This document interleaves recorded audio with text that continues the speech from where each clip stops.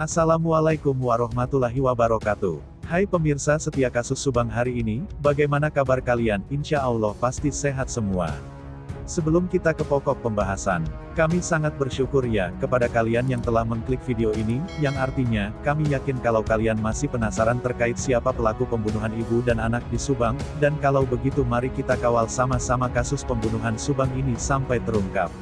Update kasus Subang terbaru 2021, dikabarkan hari ini Jumat tanggal 26 November tahun 2021 Yosef Hidayah atau dikenal Yosef Subang mengadakan tahlilan di rumah Mulyana di wilayah Subang. Tahlilan dilakukan untuk mengenang 100 hari meninggalnya istri dan anak Yosef Subang, yakni Tuti Suhartini dan Amalia Mustika Ratu atau dikenal Amel, korban kasus pembunuhan di Subang.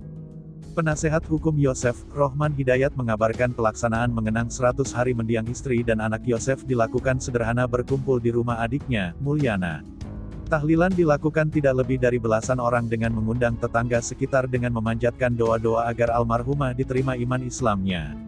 Sedianya acara tahlilan itu dilaksanakan pada Kamis tanggal 25 November tahun 2021, namun karena ada pemeriksaan yang menyita waktu dari siang hingga larut malam sehingga tahlilan diundur, ujar Rohman Hidayat saat diwawancara Des Jabar, Jumat tanggal 26 November tahun 2021.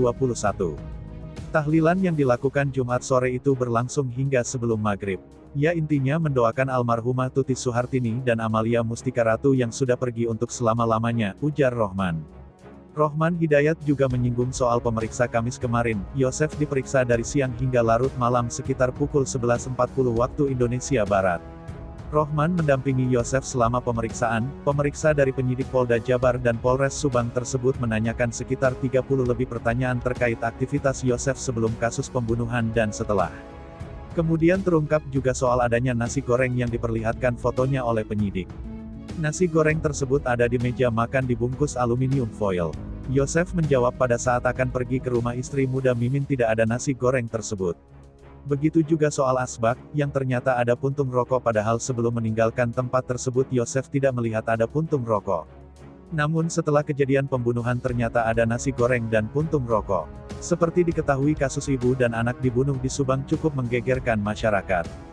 Kasus pembunuhan di Subang itu yang jadi korban Tuti dan Amelia Mustika Ratu. Jasad ibu dan anak dibunuh di Subang itu ditemukan di dalam bagasi mobil Toyota Alphard miliknya yang diparkir di halaman rumah korban di Kampung Ciseti Kecamatan Jalan Cagak Subang. Awal ditemukan oleh Yosef, suami sekaligus ayah kedua korban, saat itu pada Rabu tanggal 18 Agustus tahun 2021 Yosef baru saja datang ke rumahnya sehabis menginap di rumah istri muda. Namun saat hendak masuk rumah, ternyata sudah berantakan dan penghuni rumah Tuti Suhartini dan Amalia Mustika Ratu tidak ditemukan. Kemudian Yosef bergegas menuju kantor polisi dan tidak lama lagi kembali ke rumahnya. Bersama polisi akhirnya mayat kedua korban ditemukan di dalam mobil Toyota Alphard dengan keadaan bertumpuk di bagasi mobil. Menurut kepolisian, kedua korban mengalami patah tulang tengkorak kepala hingga luka robek. Nah bagaimana menurut kalian? Terima kasih sudah mampir di channel kami tim kru redaksi yang bertugas mengundurkan diri, semoga terus diberikan kesehatan amin, serta pelaku Subang semoga segera ditetapkan siapa pelakunya, amin amin ya robbal alamin.